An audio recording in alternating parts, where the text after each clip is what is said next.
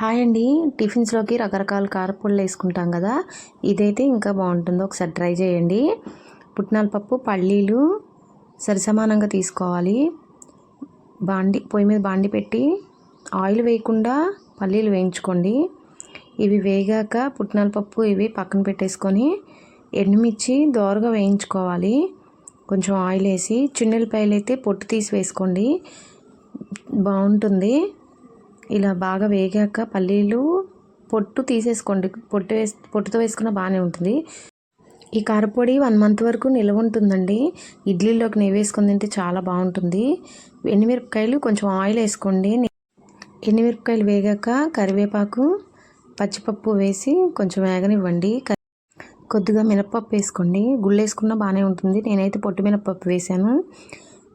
ఇవి కొంచెం వేగాక పక్కన పెట్టేసుకోండి, చల్లారవాలి.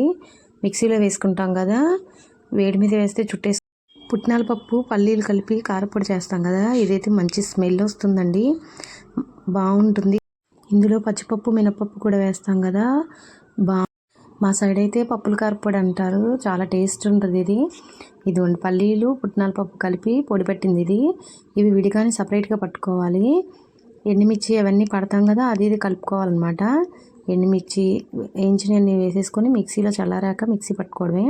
సరిపడినంత ఉప్పు వేసుకొని, ఎండుమిరపకాయలు ఎక్కువే పడతాయండి, పప్పులన్నీ కలుస్తాయి కాబట్టి.